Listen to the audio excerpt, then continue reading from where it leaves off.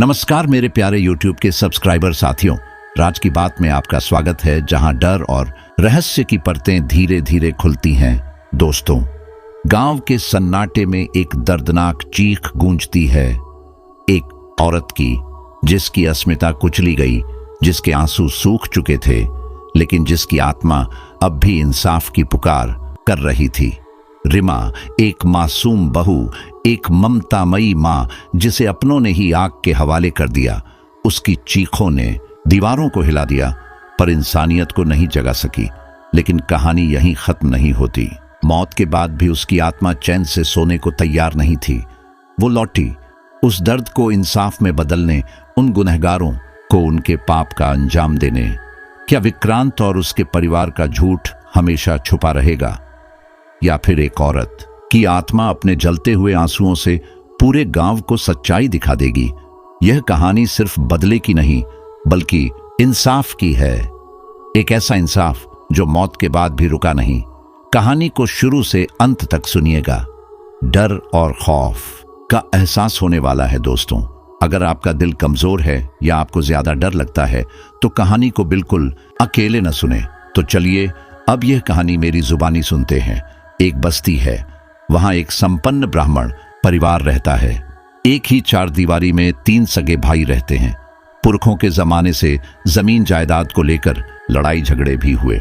जिस सज्जन की जमीन थी, उसने अपनी सारी कमाई उस जमीन को खरीदने में लगा दी, मगर उस ब्राह्मण परिवार ने अपने पैसे के दम पर वह जमीन खुद खरीद ली।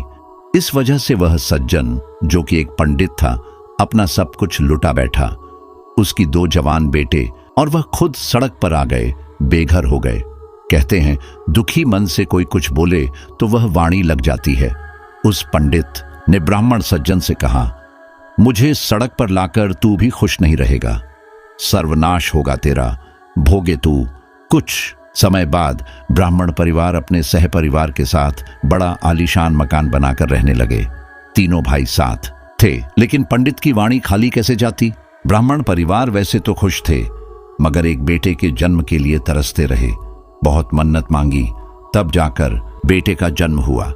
लेकिन नियति ने उस घर की किस्मत एक ऐसे मोड़ पर ला दी कि अगर नया सदस्य आता तो घर से एक सदस्य कम हो जाता। यह सिलसिला अनवरत चलता रहा। सबसे बड़े भाई रामपाल की संतान एक पुत्र शेखर हुआ। जैसे ही पुत्र हुआ, उनका मंझला भाई शंभू हमेशा के लिए खो गया। तब उन्होंने बाबा और साधु से सलाह मशविरा किया। जब बाबा ने घर पर आकर वास्तु देखा, तब उन्होंने कहा, आपको पुत्र रत्न की प्राप्ति तो होगी, लेकिन बदले में आपको अपना एक भाई खोना पड़ेगा। उन्होंने उनकी बात मान ली और भाई के बदले में बेटे को चुना। जब यह बात रामपाल के सबसे छोटे भाई को पता चली, तो उसने अपने बड़े भाई को बहुत समझाया। जब अनहोनी होनी ही है, तो ऐसे पुत्र की क्या जरूरत जो अपने जन्म के साथ ही एक जीवन का अंत लाए। मगर बड़े भाई ने छोटे की बात नहीं मानी। फिर तो अनर्थ होना ही था। कन्याएं इन सारे दोषों से दूर थीं, लेकिन पुत्रों पर नियति की मार थी। नियति ने उस घर की किस्मत कुछ ऐसी कर दी थी कि हर 6 वर्ष के अंतराल में एक जीव को घर छोड़कर जाना ही था। यह असर सिर्फ पुत्र, भाई और पिता पर था। 1975 में बड़े भाई को पुत्र हुआ, मगर उसी साल उन्होंने अपने एक भाई शंभू को खो दिया। शंभू का अपना परिवार था, 2 बेटे और 1 बेटी। शंभू के गुजरने के 6 साल बाद उनके छोटे पुत्र शिवम की असामान्य कारणों से मौत हो गई। उसके बाद प्रत्यक्ष रूप से घर में असामान्य गतिविधियां शुरू हो गईं। किसी का साया दिखना, रात में अजीब अजीब आवाजें आना, शिवम के कमरे में जाने से सबको डर लगना, ये सब सामान्य हो गया था। रात में दूसरे कमरों के दरवाजे पर दस्तक की आवाजें आती, मगर आवाज देने और बाहर निकलकर देखने पर कोई नहीं होता था। सबसे डरावनी रात तो दिवाली की रात गुजरी। रात को सब पूजा पाठ करके, खाना खाकर अपने अपने कमरों में आराम पाल कर रहे थे। इस घटना का आभास पहले से ही था, इसलिए रामपाल ने सबको हिदायत दी थी कि कमरे से कोई बाहर न निकले। जैसे जैसे रात गहरी होती गई, गतिविधियां बढ़ती गईं। शिवम के कमरे से किसी के चलने की आवाज आई और फिर किसी के सीढ़ी से नीचे उतरने की। सबकी नींद खुल गई। फिर रामपाल के कमरे का दरवाजा खटखटाने की आवाज आई। रामपाल खुली आंखों से सब देख सुन रहे थे, मगर न वह उठे न जवाब दिया। फिर शिवम के बड़े भाई दीपक के दरवाजे पर दस्तक हुई। यह सिलसिला 3-4 घंटे तक चला। सबकी रात जागते हुए ही बीती। अगले दिन सुबह रामपाल पुनः एक बाबा तांत्रिक को लेकर आए और सारी बात बताई। तांत्रिक ने सब कुछ देखा और कहा, जितनी जल्दी हो सके यह स्थान खाली कर दो। अकेले नहीं रहते इस घर में। तुम्हारे आने से पहले यहां किसी और का आगमन हो चुका है। तांत्रिक ने बताया कि पहले इस स्थान पर नागा बाबा रहते थे। उन्होंने स्थान छोड़ दिया, मगर वे साधु जन थे। नागा बाबा स्त्रियों से दूर रहते हैं, इसलिए कन्याएं दोष मुक्त हैं। तब रामपाल ने कहा, यह मकान तो मैंने बनवाया है, यह तो खाली जमीन थी। तांत्रिक ने कहा, नागा बाबा यहां साधना करते थे। एक बस्ती है, वहां एक संपन्न ब्राह्मण परिवार रहता है। एक ही 4 दीवारी में 3 सगे भाई रहते हैं। पुरखों के जमाने से जमीन जायदाद को लेकर लड़ाई झगड़े भी हुए। जिस सज्जन की जमीन थी उसने अपनी सारी कमाई उस जमीन को खरीदने में लगा दी, मगर उस ब्राह्मण परिवार ने अपने पैसे के दम पर वह जमीन खुद खरीद ली। इस वजह से वह सज्जन, जो कि एक पंडित था, अपना सब कुछ लुटा बैठा। उसकी 2 जवान बेटे और वह खुद सड़क पर आ गए, बेघर हो गए। कहते हैं दुखी मन से कोई कुछ बोले तो वह वाणी लग जाती है। उस पंडित ने ब्राह्मण सज्जन से कहा, मुझे सड़क पर लाकर तू भी खुश नहीं रहेगा, सर्वनाश होगा तेरा, भोगे तू। कुछ समय बाद ब्राह्मण परिवार अपने सहपरिवार के साथ बड़ा आलीशान मकान बनाकर रहने लगे। तीनों भाई साथ थे, लेकिन पंडित की वाणी खाली कैसे जाती। ब्राह्मण परिवार वैसे तो खुश थे, मगर एक बेटे के जन्म के लिए तरसते रहे। बहुत मन्नत मांगी, तब जाकर बेटे का जन्म हुआ। लेकिन नियति ने उस घर की किस्मत एक ऐसे मोड़ पर ला दी कि अगर नया सदस्य आता तो घर से एक सदस्य कम हो जाता। यह सिलसिला अनवरत चलता रहा।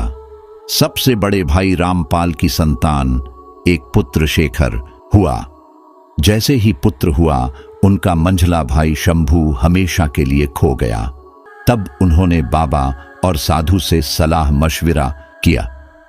जब बाबा ने घर पर आकर वास्तु देखा, तब उन्होंने कहा, आपको पुत्र रत्न की प्राप्ति तो होगी, लेकिन बदले में आपको अपना एक भाई खोना पड़ेगा।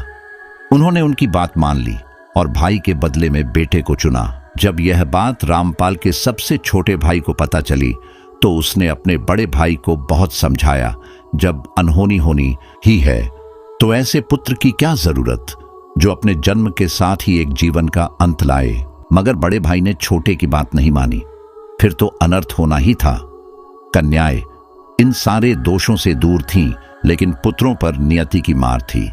नियति ने उस घर की किस्मत कुछ ऐसी कर दी थी कि हर 6 वर्ष के अंतराल में एक जीव को घर छोड़कर जाना ही था। यह असर सिर्फ पुत्र, भाई और पिता पर था। 1975 में बड़े भाई को पुत्र हुआ, मगर उसी साल उन्होंने अपने एक भाई शंभू को खो दिया। शंभू का अपना परिवार था, 2 बेटे और एक बेटी।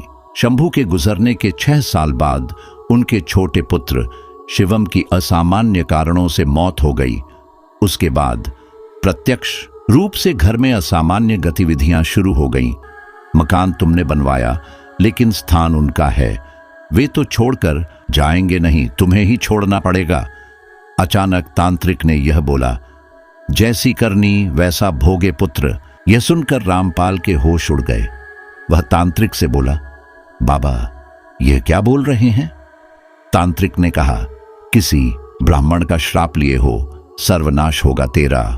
यह दोष सिर्फ उसी परिवार पर नहीं था, बल्कि उस जमीन से मिले पैसे का जो भी इस्तेमाल करता, वह भी परेशान रहता।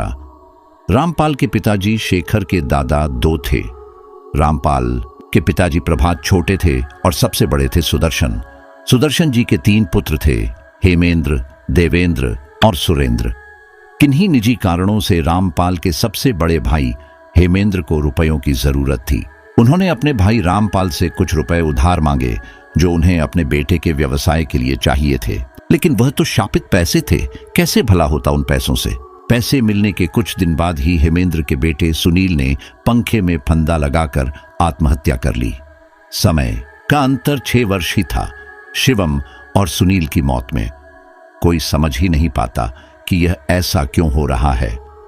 सब कुछ झाड़ फूंक, पूजा, हवन सब करवा लिए, तब भी यह सिलसिला जारी रहा। शिवम के बड़े भाई दीपक की शादी को काफी समय हो गया था, मगर वे भी एक संतान के लिए तरस रहे थे। बहुत पूजा अनुष्ठान करवाए, मन्नत मांगी, मगर निराशा ही हाथ लगी। अपने सामने जवान बेटे और पोते की असमय मौत से रामपाल के पिताजी बहुत कमजोर हो गए थे और वे यह सदमा बर्दाश्त नहीं कर पाए।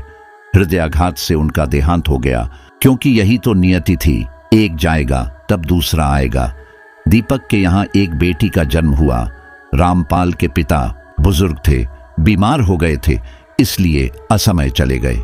उनके और सुनील की समयावधि 6 वर्ष नहीं थी, मगर सुनील 2005 में गया और नए सदस्य का आगमन 2011 में हुआ। उसी वर्ष रामपाल के सबसे छोटे भाई मोहित ने भी आत्मघाती कदम उठा लिया और नर्मदा में कूदकर अपनी जान दे दी। मोहित की असमय मौत से रामपाल बहुत कमजोर हो गए थे।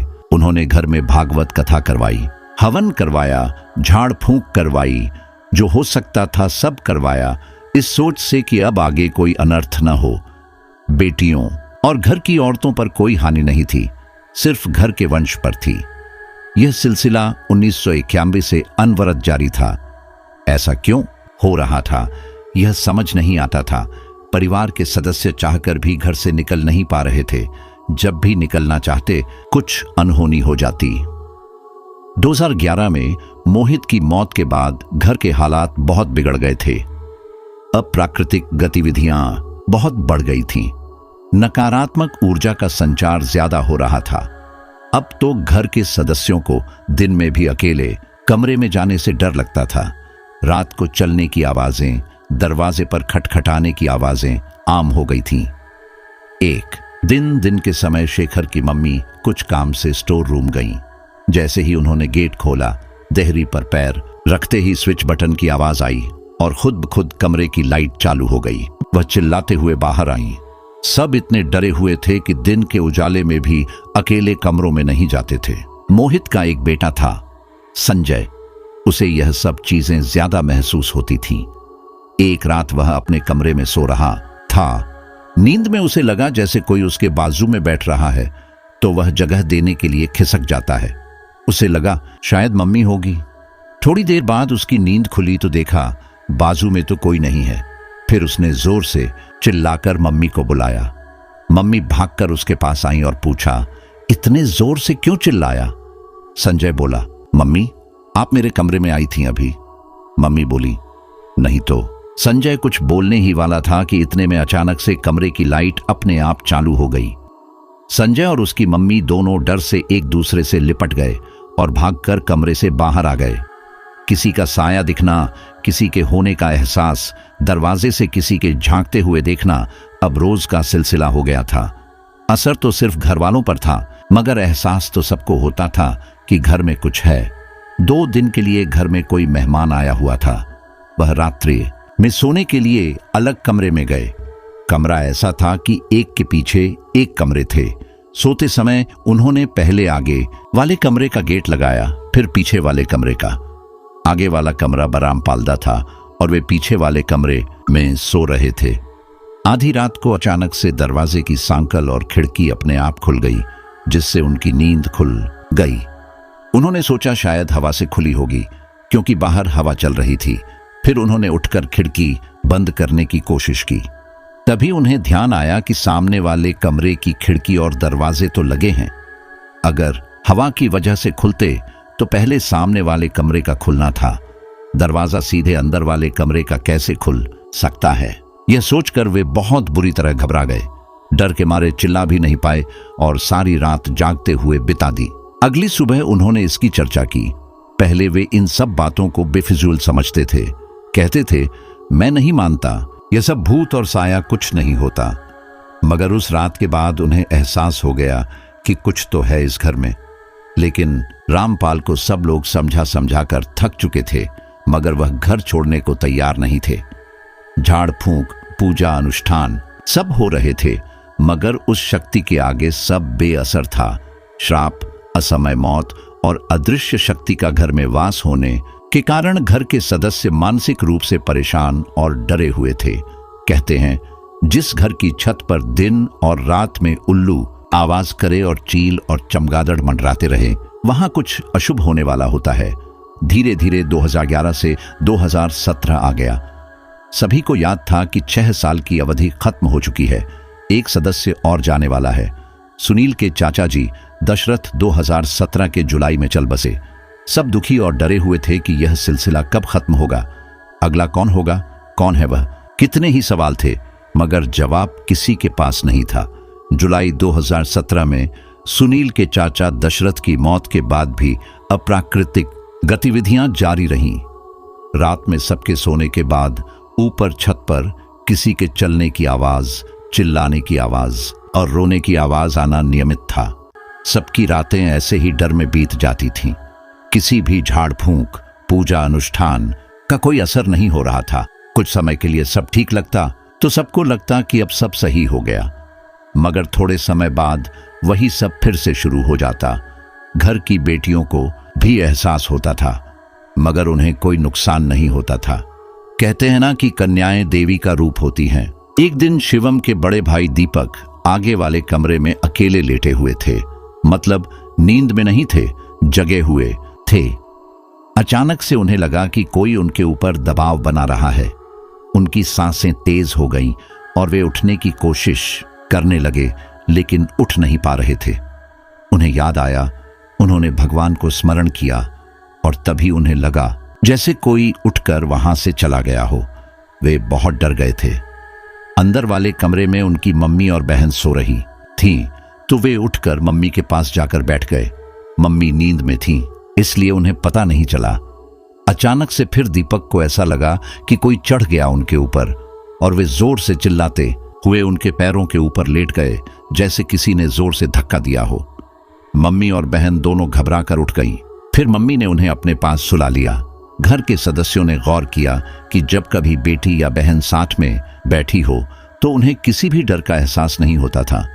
अकेले कमरे में जाने में सबको डर लगता था, जैसे कोई पीछे खड़ा हो, छूने का एहसास दे रहा हो या सांसों की आवाज आ रही हो। रात में यह सब भयावह रूप से डराता था। तांत्रिक को बुलाया गया। उसने देखा और कहा, यहां एक नहीं 3 अतृप्त आत्माएं हैं और नागा साधुओं का वास है। अब गृहस्थ और साधु एक साथ तो रह नहीं सकते। बेहतर होगा कि यह घर खाली कर दो। अकाल मौत होने पर आत्माएं अतृप्त हो जाती हैं और भटकती रहती हैं। इतनी सारी अकाल मौतों के बाद भी रामपाल और उनका परिवार परेशान और डरा हुआ था। कई उपाय करने के बाद भी कुछ नहीं हो रहा था।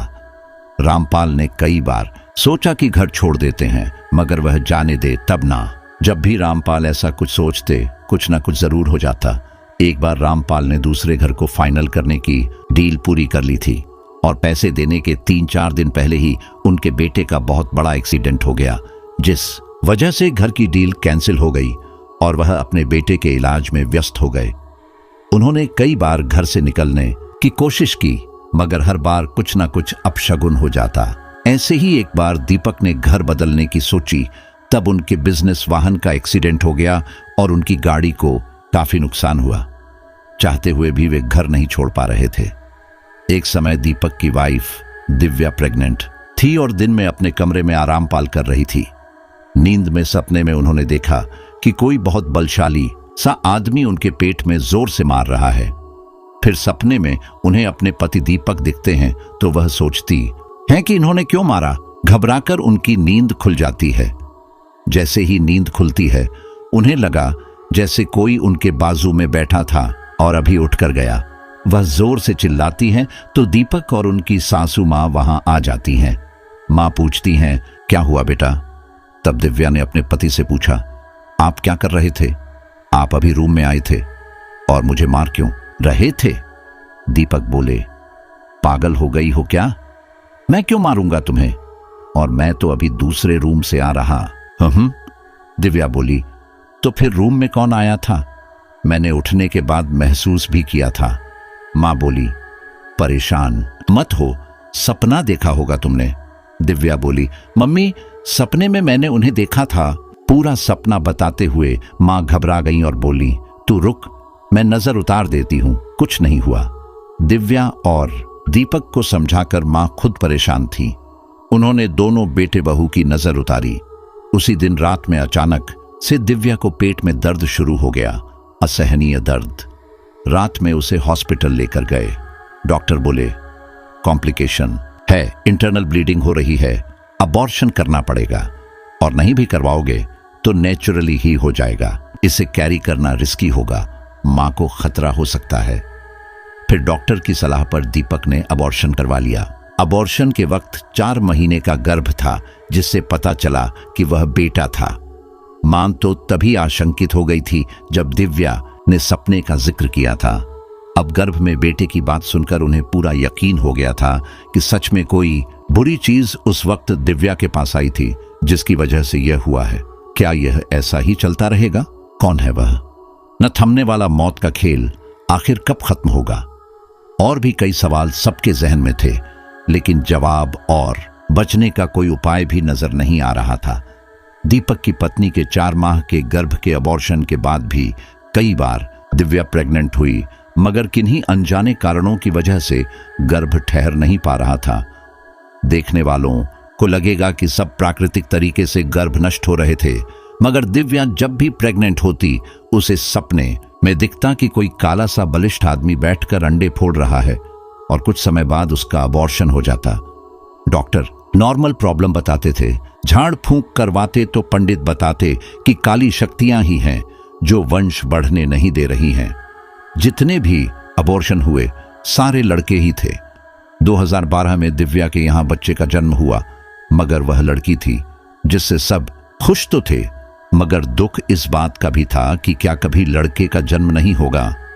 वर्ष 2011 में रामपाल के सबसे छोटे भाई मोहित ने आत्मघाती कदम उठा लिया और नर्मदा में कूदकर अपनी जान दे दी थी।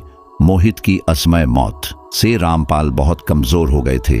उन्होंने घर में भागवत कथा करवाई, हवन करवाए, झाड़ फूंक करवाई, जो हो सकता था सब करवाया, इस सोच से कि अब किसी की मौत ना हो। परछाई दिखना, आवाज आना, सब जारी था। समय गुजरते गुजरते 6 साल की अवधि पूरी होने जा रही थी। एक बार फिर रामपाल ने घर बदलने का सोचा और 2011 से 2017 आ गया। मतलब नियति को तो याद है कि 6 साल की अवधि खत्म हो चुकी है। एक सदस्य और जाने वाला है। सुनील के चाचा जी दशरथ 2017 के जुलाई में चल बसे। सब दुखी और डरे हुए थे कि यह सिलसिला कब खत्म होगा। माना कि लड़कियों को कुछ नहीं होता, मगर एक हद तक डर बहुत होता है, दिखता भी है और महसूस भी होता है। मतलब जा चुके जीव का दिखना और उनका अपने पास बुलाना, और उस सम्मोहन में आप खुद आत्महत्या की तैयारी करें और होश आने पर रूह कांप जाए।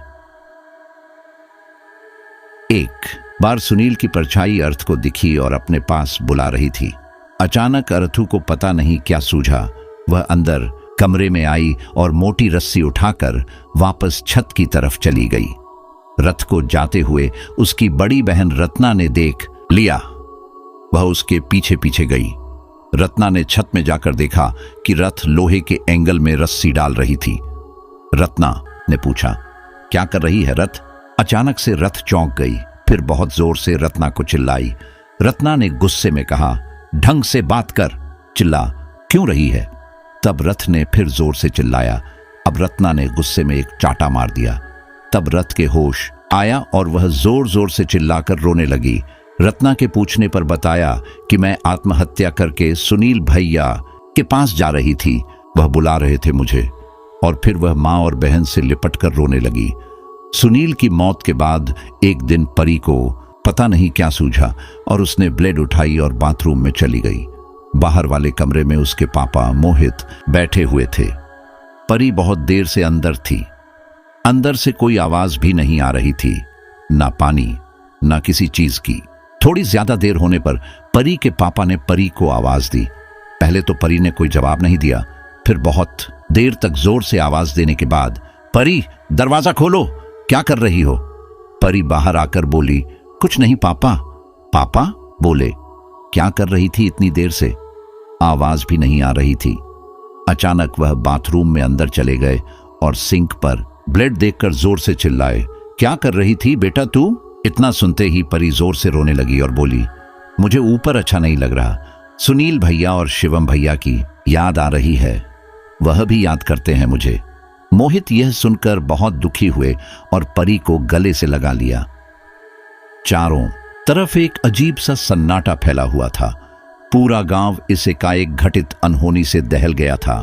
कितना विभत्स नजारा था वह, देखते ही रूह कांप उठती थी। गांव के सरपंच विक्रांत सिंह के घर के बाहर भीड़ बढ़ती ही जा रही थी। धीरे धीरे गांव के लगभग सारे आदमी जमा हो चुके थे। जो भी उस शरीर को एक बार देखता उसकी चीख निकल जाती। वैसे शरीर तो बस नाम का ही था। दोनों हाथ पैर अलग अलग थे, जिनकी उंगलियां नदारद थी। मुंडी धड़ से अलग होकर दूर पड़ी थी। पेट से अंतड़ियां बाहर निकल बिजबिजा रही थीं। खोपड़ी में जगह जगह से खून निकलकर जम चुका था। चेहरा पूरा काला हो चुका था। कान का आता पता ही नहीं था और आंखों की जगह पर मांस के लोथड़े लटके हुए थे। कुल मिलाकर ऐसा लग रहा था जैसे शरीर को अभी अभी किसी कसाई खाने से लाया गया हो, और उस पर भी हजारों मक्खियों का उन अंगों से चिपकना मंजर को और भी विभत्स बना रहा था। कितना भला आदमी था बेचारा, नाहक ही मारा गया। उसी भीड़ में दो बुजुर्ग आदमी बात कर रहे थे। सही कह रहे हो भैया, आजकल तो अपने गांव देश के बाहर निकलकर नौकरी करने लायक भी नहीं रहा। अभी 2 दिन पहले ही मिला था, कितना खुश था अपनी जिंदगी से।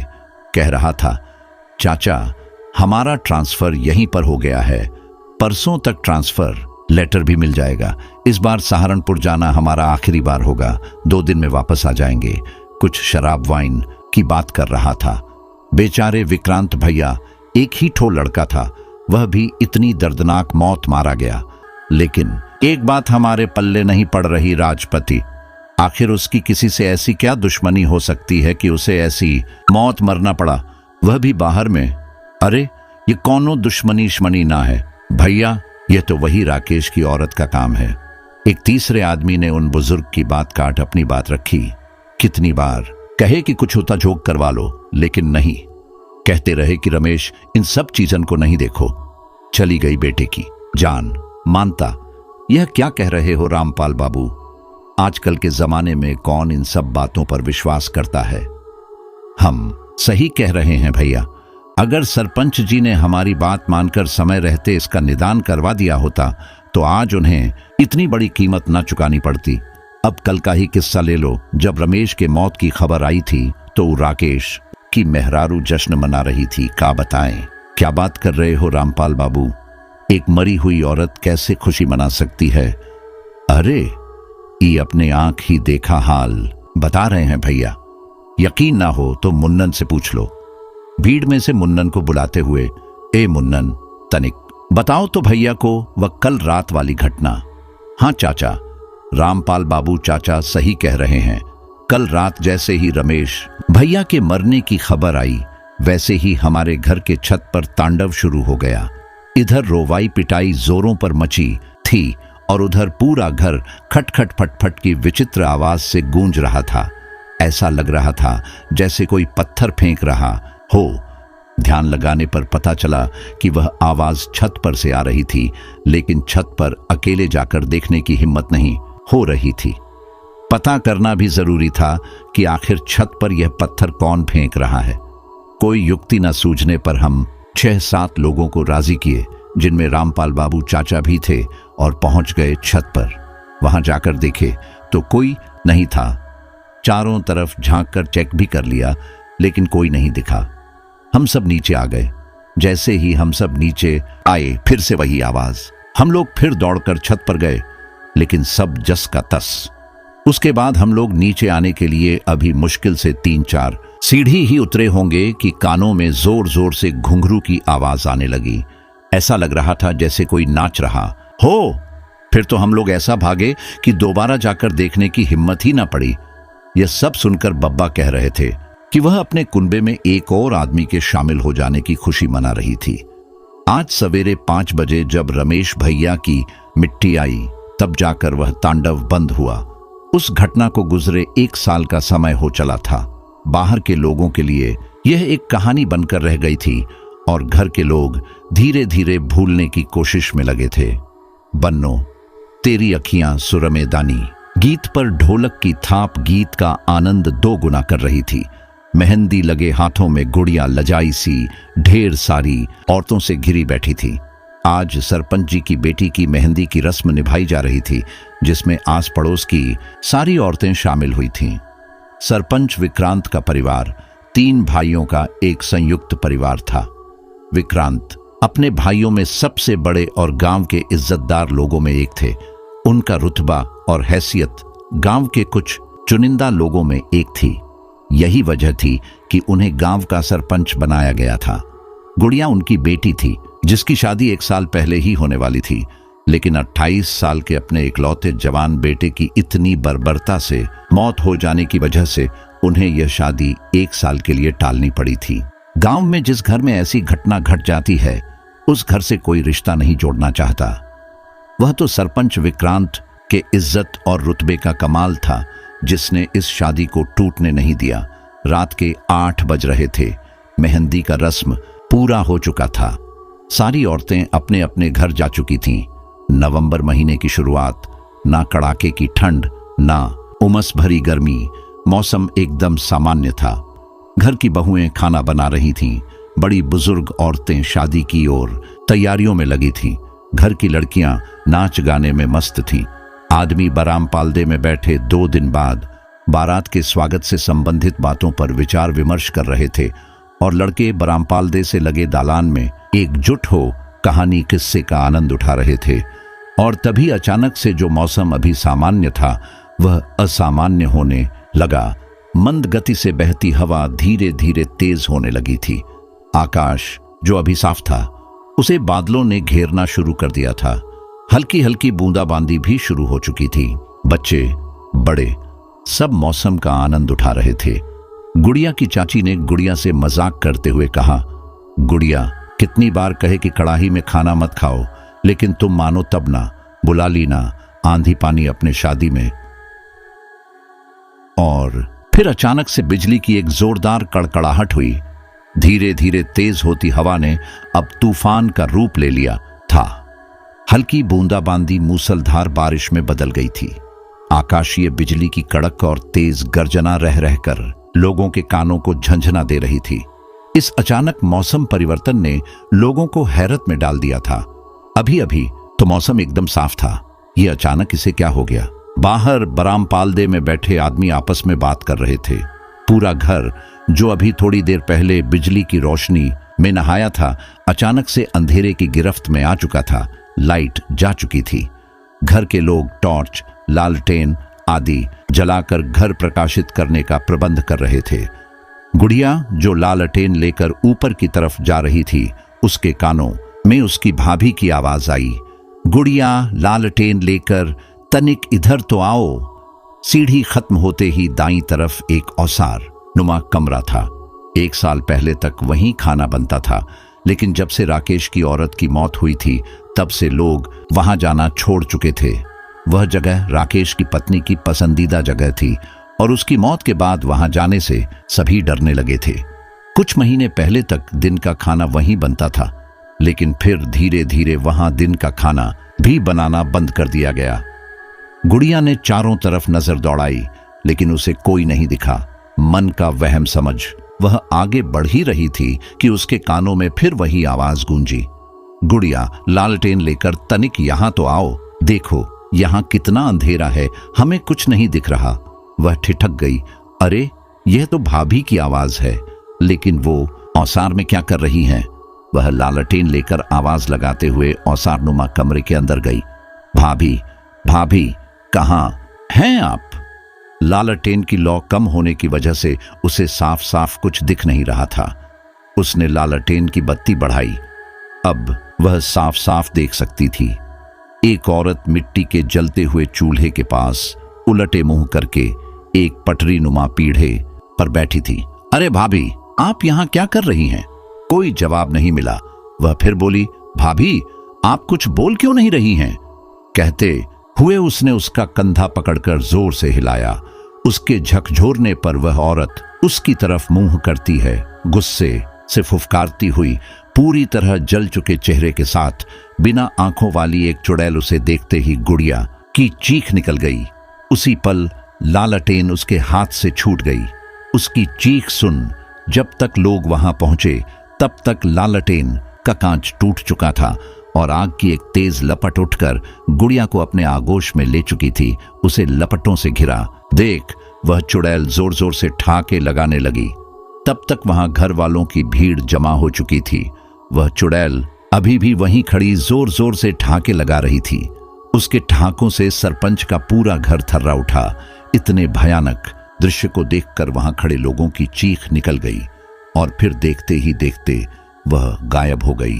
अलपटें इतनी तेज थीं कि कोई भी गुड़िया तक पहुंचने की हिम्मत नहीं जुटा पा रहा था। जब तक लोग कुछ इंतजाम कर पाते, गुड़िया की लीला समाप्त हो चुकी थी।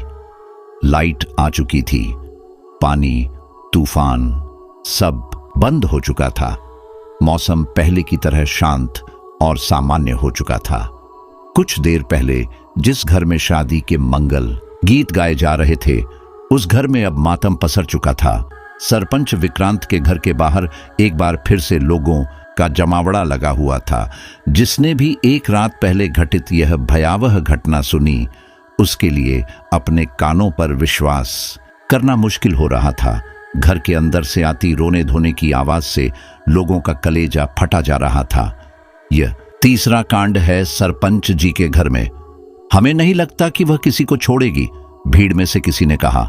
सही कह रहे हो भैया, 1.5 साल के अंदर एक ही परिवार में 3 मौत होना बड़ी चिंता का विषय है।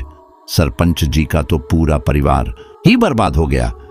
लेकिन एक बात समझ में नहीं आ रही है कि वह अपने ही परिवार के पीछे क्यों पड़ी है। भला सरपंच जी से उसकी क्या दुश्मनी हो सकती है? जिनको उसने मारा वे चचेरे थे तो क्या थे, तो उसके अपने ही। कहे तो तुम बिल्कुल सही रहे हो भैया। जरूर कोई ऐसा राज है जो हम में से कोई नहीं जानता।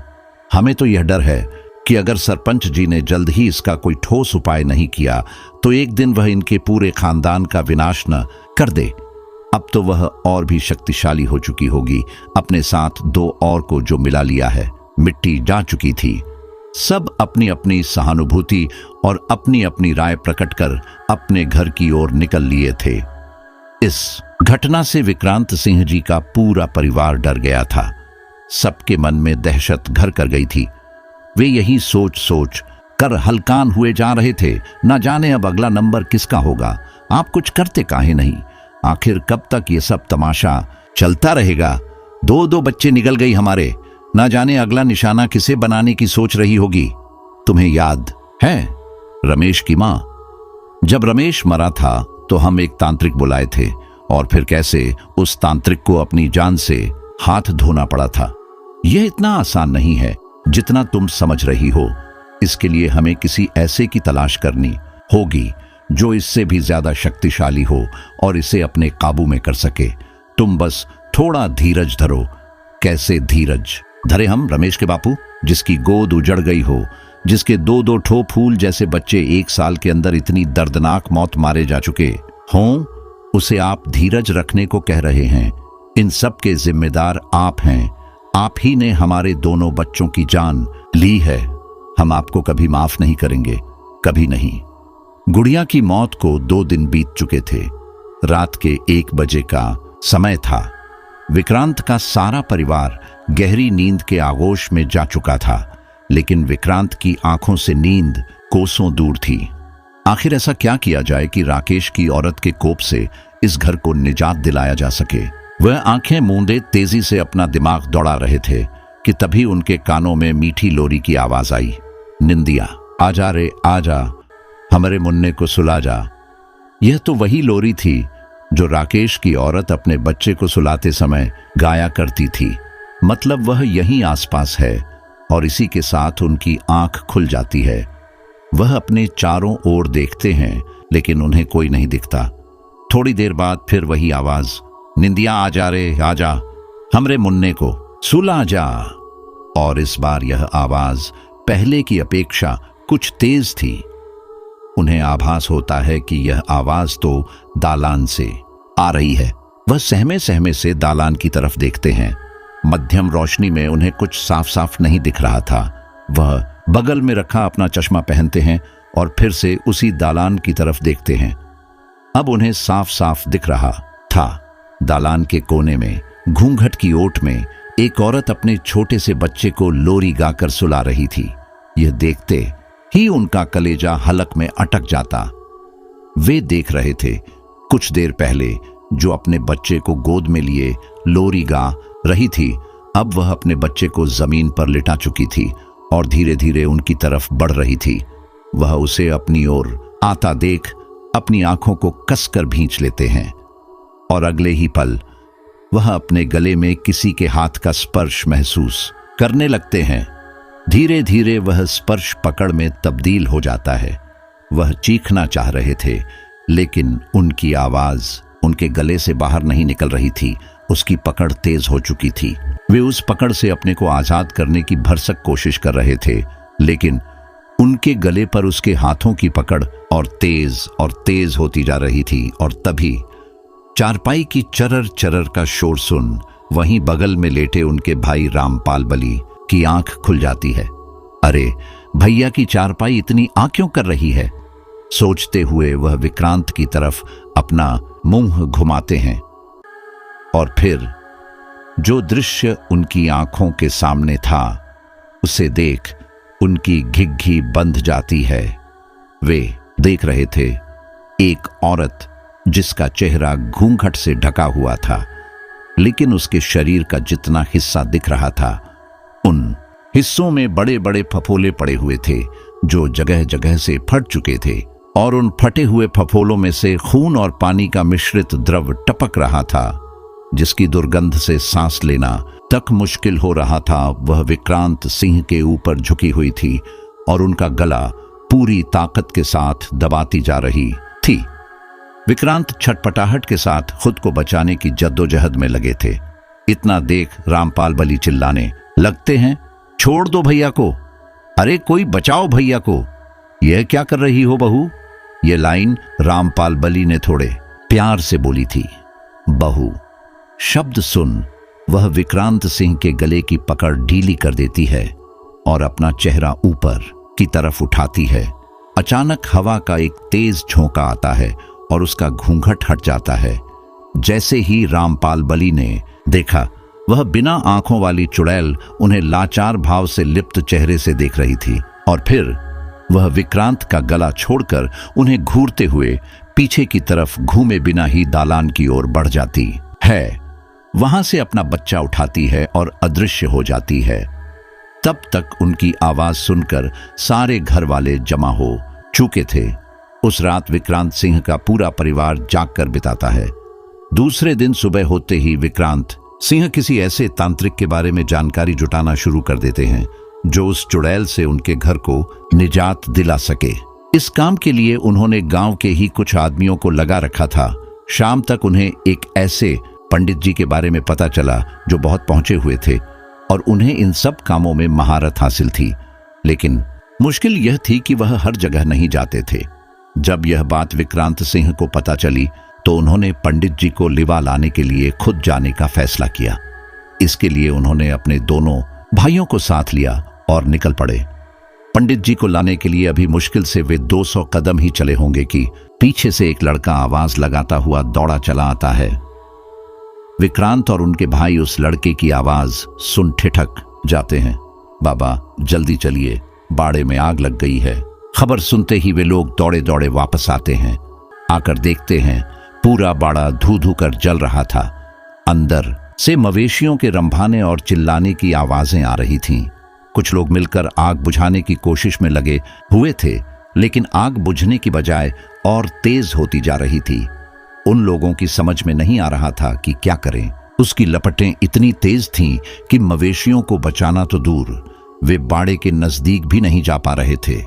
काफी मशक्कत के बाद भी आग नहीं बुझी और आखिरकार आग तभी बुझी जब उसे बुझना था। पूरा बाड़ा जलकर राख हो चुका था। मवेशी तड़प तड़प कर दम तोड़ चुके थे। सिर्फ 15 मिनट के भीतर सब कुछ बर्बाद हो चुका था। एक बार फिर से यह खबर सुनते ही पूरा गांव विक्रांत सिंह के दरवाजे पर उमड़ पड़ा। आप कोई उपाय काहे नहीं करते सरपंच जी? ऐसे कब तक चलता रहेगा? भीड़ से किसी ने कहा। उपाय करने ही तो जा रहे थे रामपाल चरण। बाड़े में आग लगने की खबर सुन उल्टे पांव लौटना पड़ा। अब कुछ समझ में नहीं आ रहा कि क्या करें। हम जानते हैं यह सब हमें जाने से रोकने के लिए किया है उसने। पिछली बार भी उसने ऐसा ही करके उस तांत्रिक की जान ले ली थी। सही कह रहे हैं सरपंच जी, है तो वह बड़ी ही खतरनाक। बहुत बुरा हुआ आपके साथ। बेचारे बेजुबान मवेशी भी नहीं बच पाए उस पिशाचिनी के कोप से। हमें नहीं लगता भैया कि वह इतनी आसानी से कुछ भी करने देगी। इसके लिए कोई और तरकीब लगानी पड़ेगी। जो भी तरकीब लगानी है जल्दी लगाओ राजपति, क्योंकि अब हमारे पास ज्यादा समय नहीं बचा है। उस रात विक्रांत सिंह का पूरा परिवार फिर से जागकर बिताता है। दूसरे दिन सुबह होते ही विक्रांत सिंह किसी ऐसे तांत्रिक के बारे में जानकारी जुटाना शुरू कर देते हैं जो उस चुड़ैल से उनके घर को निजात दिला सके। इस काम के लिए उन्होंने गांव के ही कुछ आदमियों को लगा रखा था। शाम तक उन्हें एक ऐसे पंडित जी के बारे में पता चला जो बहुत पहुंचे हुए थे और उन्हें इन सब कामों में महारत हासिल थी। लेकिन मुश्किल यह थी कि वह हर जगह नहीं जाते थे। जब यह बात विक्रांत सिंह को पता चली तो उन्होंने पंडित जी को लिवा लाने के लिए खुद जाने का फैसला किया। इसके लिए उन्होंने अपने दोनों भाइयों को साथ लिया और निकल पड़े। अभी मुश्किल से वे 200 कदम ही चले होंगे कि पीछे से एक लड़का आवाज लगाता हुआ दौड़ा चला आता है। बाबा जल्दी चलिए, बाड़े में आग लग गई है। खबर सुनते ही वे लोग दौड़े दौड़े आते हैं। आकर देखते हैं पूरा बाड़ा धू धू कर जल रहा था। अंदर से मवेशियों के रंभाने और चिल्लाने की आवाजें आ रही थीं। कुछ लोग मिलकर आग बुझाने की कोशिश में लगे हुए थे, लेकिन आग बुझने की बजाय और तेज होती जा रही थी। उन लोगों की समझ में नहीं आ रहा था कि क्या करें। उसकी लपटें इतनी तेज थीं कि मवेशियों को बचाना तो दूर, वे बाड़े के नजदीक भी नहीं जा पा रहे थे। मशक्कत करने के बाद भी आग नहीं बुझी और आखिरकार आग तभी बुझी जब उसे बुझना था। पूरा बाड़ा जलकर राख हो चुका था। मवेशी तड़प तड़प कर दम तोड़ चुके थे। सिर्फ 15 मिनट के भीतर सब कुछ बर्बाद हो चुका था। एक बार फिर से यह खबर सुनते ही पूरा गांव विक्रांत सिंह के दरवाजे पर उमड़ पड़ा। आप कोई उपाय काहे नहीं करते सरपंच जी? ऐसे कब तक चलता रहेगा? भीड़ से किसी ने कहा। उपाय करने ही तो जा रहे थे रामपाल चरण। बाड़े में आग लगने की खबर सुन उल्टे पांव लौटना पड़ा। कुछ समझ में नहीं आ रहा है, क्या करें। हम जानते हैं यह सब हमें जाने से रोकने के लिए किया है उसने।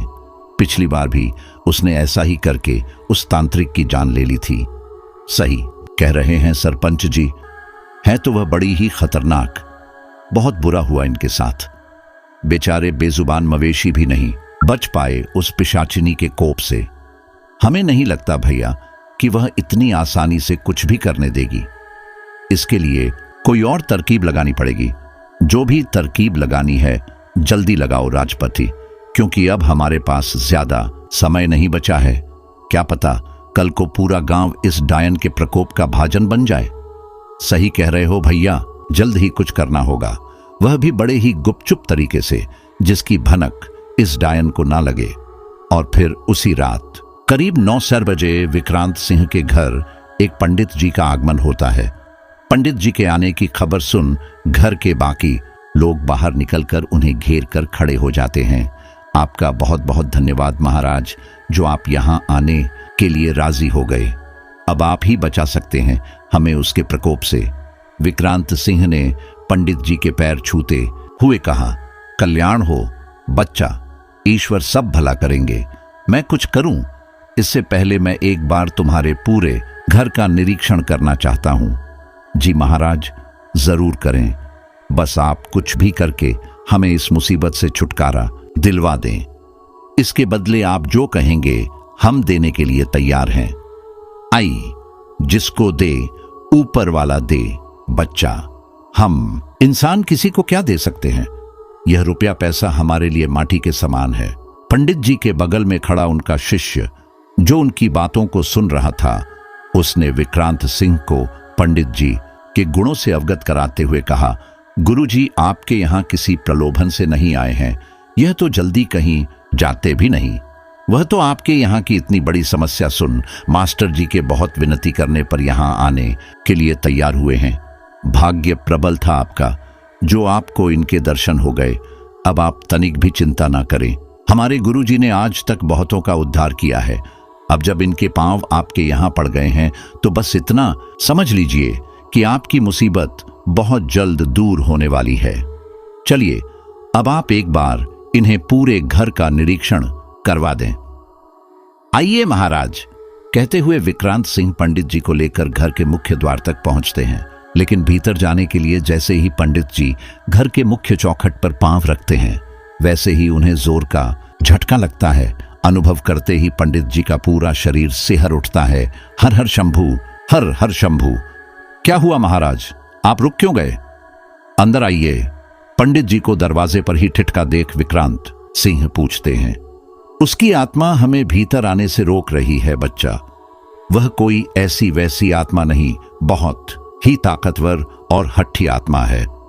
इतना कहने के साथ ही पंडित जी ने अपनी आंखें बंद की और मन ही मन कुछ मंत्र पढ़ने लगे।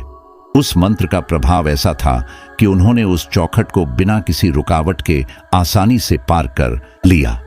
पूरे घर का निरीक्षण करने के बाद उन्होंने कहा, यहां तो अनेकों बुरी शक्तियों ने अपना डेरा जमाया हुआ है। इनको यहां से निकालना इतना आसान नहीं होगा। कारण यह है कि इस घर से उनकी आत्माओं का जुड़ाव बहुत पुराना है और जिस जगह से किसी आत्मा का जुड़ाव हो जाता है उस जगह को छोड़ना हर एक के लिए मुश्किल हो जाता है, फिर वह चाहे एक जीता जागता इंसान हो या किसी मरे हुए शरीर की आत्मा। लेकिन फिर भी मैं अपनी तरफ से पूरी कोशिश करूंगा। भगवान शंभुनाथ अगर चाहेंगे तो बहुत जल्द ही वह बुरी शक्तियां यहां से चली जाएंगी। लेकिन इसके लिए मुझे एक पूजा करनी होगी। यह पूजा अर्धरात्रि 12 बजे से शुरू होगी जो पूरे 4 घंटे चलेगी। तत्पश्चात मैं उन बुरी शक्तियों का आह्वान करूंगा। यह पूजा हमें आज रात्रि ही करनी होगी क्योंकि आज भोलेनाथ का दिन है। अगर यह पूजा उनके दिन घड़ी में की जाती है तो भोलेनाथ प्रसन्न हो उस कार्य को हर हाल में सफल बनाते हैं। हर हर शंभू। अभी 10 बज रहे हैं, ठीक 12 बजे से पूजा शुरू होगी। तब तक उस पूजा के लिए यह कुछ विशेष प्रकार की सामग्री है, आप इसका इंतजाम कर लें। और हाँ, एक बात और, उस पूजा में परिवार के प्रत्येक सदस्य का उपस्थित रहना अनिवार्य है, इसलिए ध्यान रहे कि आज की रात कोई सोए नहीं। रात 12 बजते ही पंडित जी पूजा करना प्रारंभ कर देते हैं और जैसा कि पंडित जी ने कहा था उनके कहे अनुसार उस पूजा में परिवार के सभी सदस्य मौजूद रहते हैं। यह पूजा करीब 4 घंटे चलती है जिसमें उन्होंने मंत्र बोलने के लिए उपांशु जप का प्रयोग किया था। यह जप वह जप होता है जिसमें ओष्ठ और जीभ हिलते हुए दिखाई देते हैं लेकिन आवाज सुनाई नहीं देती। इस पूजा के दौरान घर के प्रत्येक सदस्य को हवन कुंड में बारी बारी से हवन सामग्री छोड़नी थी। पूजा समाप्त होते ही अब बारी थी उन बुरी शक्तियों के आवाहन करने से पहले उन्होंने पूरे घर वालों को समझा दिया था कि चाहे कुछ भी हो जाए तुम लोगों को न तो डरना है और न ही अपनी जगह से हटना है। इतना कहकर वे आवाहन की प्रक्रिया शुरू कर देते हैं। इसके लिए वे शाबर मंत्र का सहारा लेते हैं। इस मंत्र का लाभ यह है कि यह अन्य मंत्रों की अपेक्षा बहुत जल्दी सिद्ध होता है। यह एक तरह का वाचिक जप था जिसमें ऊंचे स्वर और स्पष्ट शब्दों में मंत्र का उच्चारण करना होता है। वे मंत्र उच्चारण करना शुरू करते हैं। क्रीम क्रीम सदा मने भूता मम मित्र रूपे सिद्ध मुख क्रीम क्रीम फट स्वाहा। अभी उन्हें आवाहन करते हुए 15 मिनट ही हुए होते हैं कि अचानक जोरों की हवा चलने लगती है। हवा इतनी तेज थी कि आंगन में रखा सारा सामान उड़ने लगता है। पूरे घर से पटपट की आवाजें आने लगती हैं। पूरा घर इस प्रकार हिलने लगता है जैसे भूकंप आ गया हो। इसके बावजूद पूरे परिवार ने ना तो डर दिखाया और ना ही अपनी जगह से हिला। वह बुरी शक्ति उस हवा के द्वारा शंभू जी को प्रसन्न करने के लिए प्रज्वलित किया हुआ दीपक बुझाने की चेष्टा करती है लेकिन नाकामयाब रहती है। पंडित जी जानते थे कि वह इस दौरान कुछ न कुछ विघ्न जरूर उत्पन्न करेगी, इसलिए उन्होंने इसका इंतजाम पहले से ही कर रखा था। उन्होंने उस पूरे स्थान के चारों ओर सुरक्षा घेरा बना दिया था, जिससे वह बुरी शक्ति कितने भी यत्न कर ले, कोई अनिष्ट न कर पाए। पंडित जी बिना ध्यान भटकाए मंत्र बोलना जारी रखते हैं। क्रीम क्रीम सदा मने भूता मम मित्र रूपेण सिद्धमुख क्रीम क्रीम फट स्वाहा। तभी वहां एक स्त्री के आकार की जलती हुई आकृति प्रकट होती है, जो उस मंत्र के प्रभाव से धीरे धीरे अपने असली रूप में आना शुरू करती है। उसके असली रूप में आते ही पूरा घर उसके अट्टहास से गूंज उठता है। उसका यह रूप देखकर सभी घर वाले सहम उठते हैं और डर के मारे एक दूसरे का हाथ थाम लेते हैं। पंडित जी बिना रुके मंत्र बोलना जारी रखते हैं। उनके इस तरह से लगातार मंत्र बोलते रहने की वजह से वह बुरी शक्ति अपना अट्टहास बंद कर तेज आवाज में गरजती है, ए पंडित, बंद कर यह मंत्र बोलना, वरना तेरा भी वही हश्र होगा जो तांत्रिक का हुआ था। क्या लगता है तुझे इस तरह से तू हमको अपने वश में कर लेगा? यह गलतफहमी है तेरी। तू हमें बुला तो लिया है, लेकिन हमें वश में करना इतना आसान नहीं है। कहते ही वह एक बार फिर जोर के ठहाके लगाने लग जाती है। पंडित जी मंत्र बोलते बोलते ही चांदी के पात्र में रखे जल को अंजलि में लेकर उसके ऊपर छिड़क देते हैं। उस जल की पवित्रता और मंत्र के प्रभाव से वह अट्टहास करना बंद कर छटपटाने लग जाती है। ए पंडित, देख, तू ऐसा नहीं कर सकता हमारे साथ, रोक दे यह सब। आखिर तू चाहता क्या है? उस चुड़ैल को पूरी तरह से अपने वशीभूत होता देख पंडित जी उससे कहते हैं, देख, मेरी तुझसे कोई दुश्मनी नहीं है। मैं केवल इतना चाहता हूं कि तू अपने साथियों के साथ यह घर छोड़कर चली जा। नहीं जा सकते, वह क्रोध से फुफकारते हुए बोली। देख, अगर तू मेरी बात मान लेगी तो मैं तेरी आत्मा को हमेशा के लिए मुक्त कर दूंगा, तुझे इस योनि से मोक्ष दिला दूंगा। नहीं चाहिए हमें कोई मुक्ति वुक्ति, हमें बदला चाहिए। बदला? क्या तू हमें बदला दिला सकता है? बोल, क्या तू हमारी मदद करेगा? किससे बदला लेना चाहती है तू, और किस बात का बदला लेना चाहती है, यह तो तू विक्रांत से पूछ। क्यों रे विक्रांत, बताता क्यों नहीं कि हमें क्या चाहिए? बोल, बोलना। तू नहीं बोलेगा? हम जानते हैं कि तू नहीं बोलेगा। चल फिर मरने के लिए तैयार हो जा, आज तो हम तुझे अपने साथ लेकर ही जाएंगे। कहते ही वह तेज बलि पर झपट पड़ती है और उनका गला पूरी ताकत से दबाने लग जाती है। उसे अनियंत्रित होते देख पंडित जी एक बार फिर उसी पात्र का पवित्र जल मंत्र बोलते हुए उसके ऊपर छिड़कते हैं। जल पड़ते ही वह तेज बलि सिंह का गला छोड़ दूर हट जाती है और जलन से कराहने लगती है। ए पंडित, देखो, हमें छोड़ दो। हमने तुम्हारा क्या बिगाड़ा है जो तुम हमें परेशान कर रहे हो? हम तो खुद ही मरे हुए एक परेशान और दुखी आत्मा हैं। इस सब को करके तुम हमें और दुखी ना करो। देखो, हम तुमसे विनती करते हैं, हमारा बदला पूरा हो जाने दो, हम अपने आप यहां से चले जाएंगे। तो ऐसे नहीं मानेगी तू? रुक, अभी बताता हूं तुझे। पंडित जी मंत्र बोलना शुरू करते हैं। उन्हें मंत्र बोलता देख वह चुड़ैल पंडित जी से गिड़गिड़ाने लगती है। तुम हमें मुक्त करना चाहते हो ना, लेकिन ये बात जान लो, हम कभी मुक्त नहीं हो सकते। अपने दिल पर इतना बड़ा बोझ लेकर हम कैसे मुक्त हो सकते हैं? हमारी आत्मा तब मुक्त होगी जब हमें इंसाफ मिलेगा, और वो इंसाफ हमें बदला लेकर ही मिलेगा। उसकी बात सुनकर तेज बलि, जो अब तक चुप थे, बोल पड़ते हैं, देखो बहू, दया करो, तुमने हमारे दोनों बच्चों को तो मार ही दिया, अब तो रहम करो हमारे ऊपर। रहम? हाँ हाँ, तुम रहम की बात करते हो तेज बलि, तुम भूल गए, हमने भी तुमसे रहम की भीख मांगी थी, तुम्हारे सामने रोए थे, गिड़गिड़ाए थे। क्या तुमने हम पर रहम किया था? नहीं ना, तो फिर हम तुम्हारे ऊपर रहम कैसे करें? अगर तुम भूल गए हो तो हम तुम्हें याद दिला देते हैं। याद करो तेज बलि, जब तुमने हमारे ऊपर भरे समाज में चरित्रहीन होने का लांछन लगाया था, पूरे गांव और समाज में हमें कहीं भी मुंह दिखाने लायक नहीं छोड़ा था। ये तुम क्या कह रही हो बहू? हमें कुछ समझ में नहीं आ रहा है। तुम अपनी गलती भैया के ऊपर क्यों डाल रही हो? हमें सब पता है कि उस रात क्या हुआ था। आप सबको कुछ नहीं पता बाबूजी, इसलिए आप हमारे बीच में ना ही आए तो बेहतर होगा। देखो बहू, जो कुछ हुआ वह मात्र एक संयोग था, इसमें किसी की कोई गलती नहीं थी। तुम्हें क्या लगता है, क्या हम लोगों को तुम्हारे जाने का दुख नहीं है?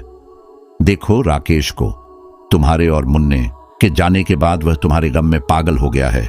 देखो अपनी अम्मा को, ऐसा एक दिन भी नहीं जाता जब वह तुम्हें और मुन्ने को याद ना करती हो। तुम जिससे बदला लेने की बात कर रही हो वह तुम्हारे अपने हैं, तुम्हारा परिवार है। राकेश, अब तुम ही समझाओ बहू को, शायद वह तुम्हारी बात समझ ले। राकेश, जिसका मानसिक संतुलन बिगड़ा हुआ था, रामपाल बली की बात सुनकर रिमा की आंखों में झांकने लगा, उन आंखों में जो आंखें थीं ही नहीं, और इसी के साथ उसके मुंह से वह नाम निकलता है जिसे सुनकर रिमा की आत्मा द्रवित हो जाती है। रिमा, मेरी रिमा।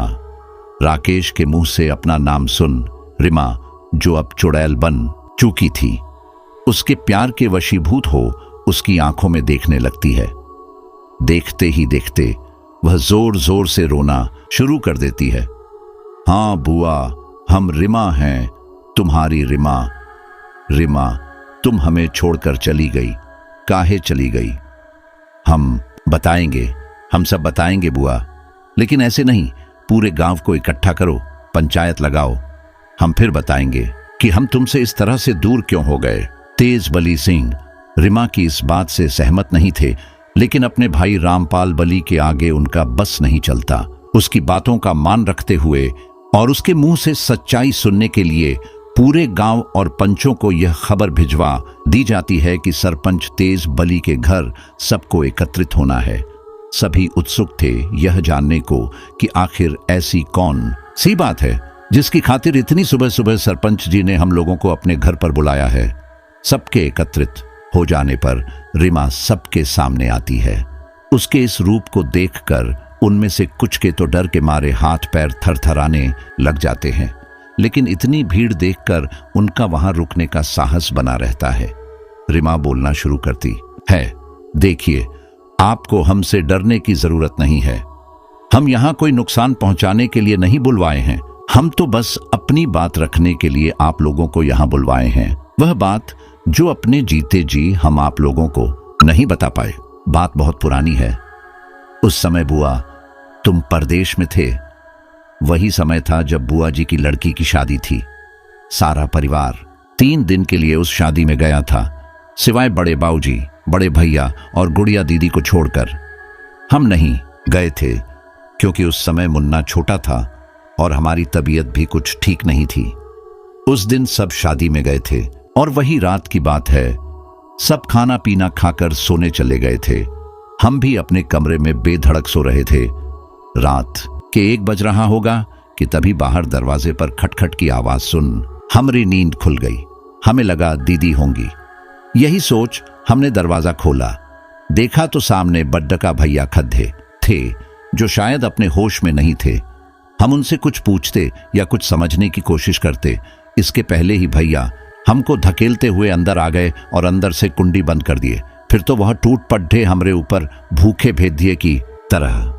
हम चिल्लाते रहे, उनसे अपनी असमत की भीख मांगते रहे, उनको अपने और बुआ के रिश्ते की दुहाई देते रहे, लेकिन सब व्यर्थ।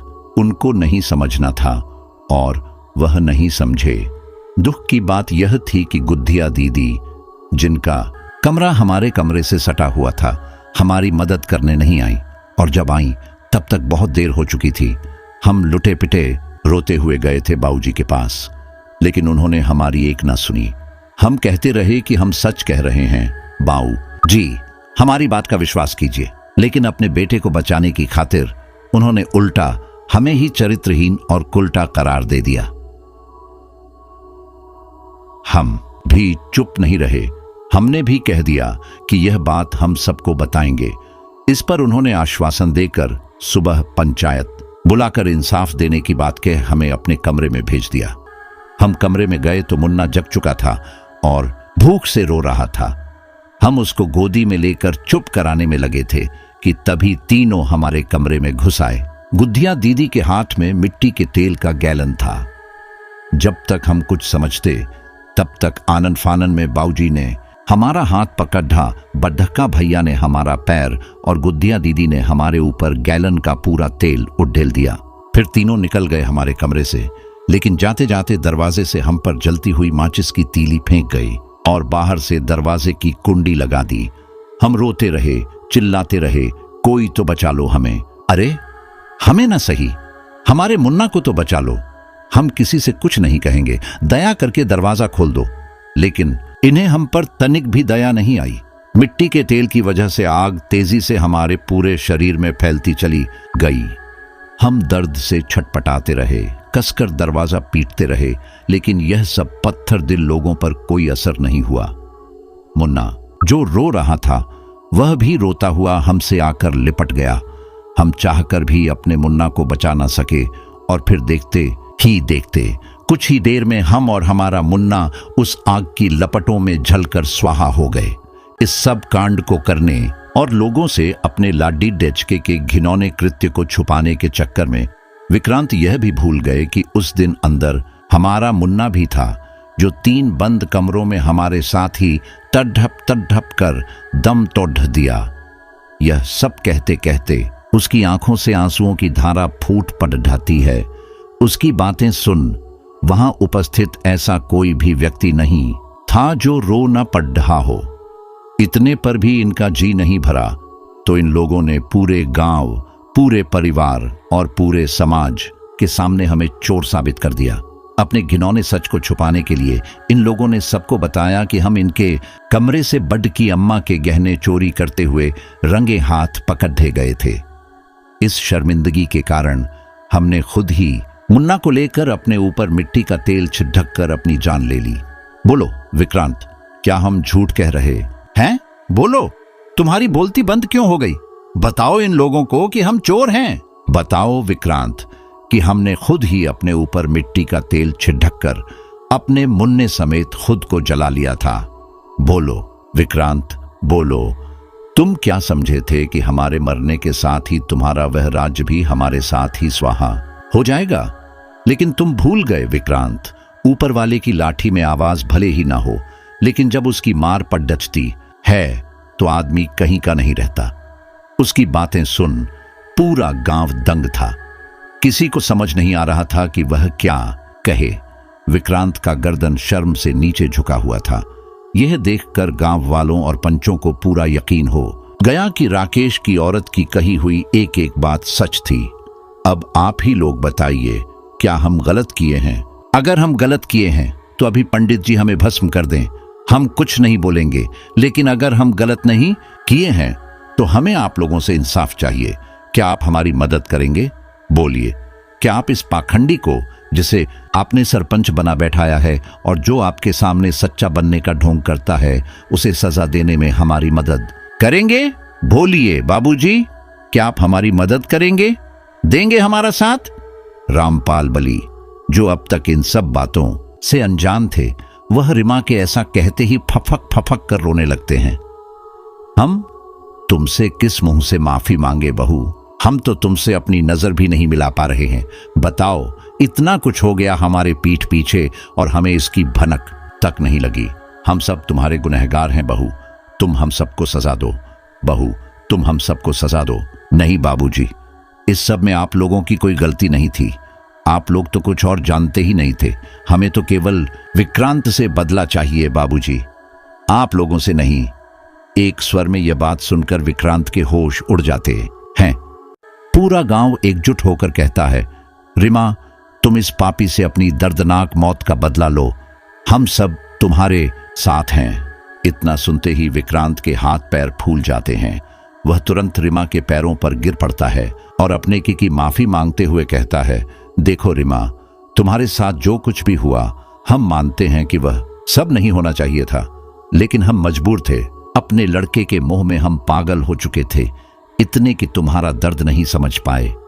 रिमा गुस्से में फुफकारती है, बहुत बढ़िया सरपंच, अपने लड़के के मोह में तुम इस कदर अंधे हो गए कि तुम तक भूल गए कि हम भी किसी की बेटी हैं, किसी की माँ, किसी की पत्नी। तुम्हारे ऊपर खुद से भी ज्यादा भरोसा करके हमें तुम्हारे भरोसे छोड़कर गए थे, तुमने उस भाई का भी मान नहीं रखा विक्रांत। ये सब छोड़ो, तुम कैसे भूल गए कि हम तुम्हारे पुत्र वधू हैं, तुम्हारे खानदान की बहू, तुम्हारे सगे भाई के बेटे की पत्नी। तुम्हें तनिक भी शर्म नहीं आई ऐसा करके?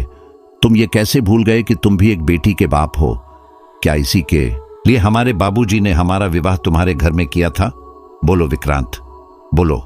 आज हम सुनना चाहते हैं तुम्हें, और केवल हम ही नहीं, यहां खड़ा हर इंसान सुनना चाहता है। इतनी देर से चुपचाप खड़ा राकेश, जो अब तक गुमसुम था, रिमा की बातें बड़े गौर से सुन रहा था।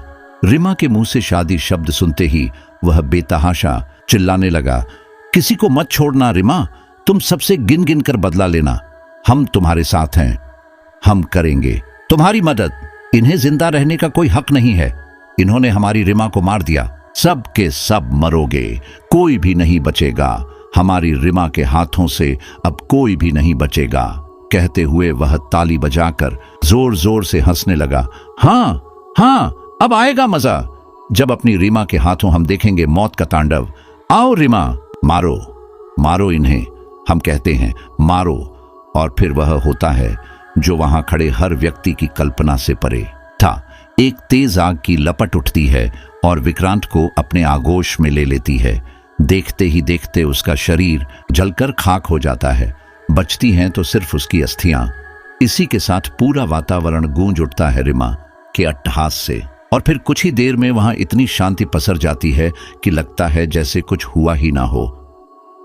सबकी आंखों में आंसू थे, लेकिन वह आंसू विक्रांत के जाने के गम में नहीं, बल्कि रिमा को इंसाफ मिलने की खुशी में थे। पंडित जी उसके मोक्ष का द्वार खोलते हुए उसकी आत्मा को मुक्तिधाम भेजने की तैयारी में लग जाते हैं, और उसी के साथ उन सभी आत्माओं को भी मुक्ति मिल जाती है जो रिमा के हाथों मारे गए थे। एक दिव्य पुंज प्रकाशित होता है, सब उसमें लीन हो जाते हैं, और फिर वह प्रकाश धीरे धीरे जुगनू के मानिंद हवा में उड़ता हुआ शून्य में विलीन हो जाता है। तो दोस्तों, यह थी हमारी आज की कहानी। आपको हमारी आज की कहानी कैसी लगी? कमेंट बॉक्स में कमेंट करके जरूर बताएं। बस आप अपना और अपने परिवार का ख्याल रखें, और अगर अभी तक चैनल को सब्सक्राइब नहीं किया है तो कृपया चैनल को सब्सक्राइब कर लीजिए।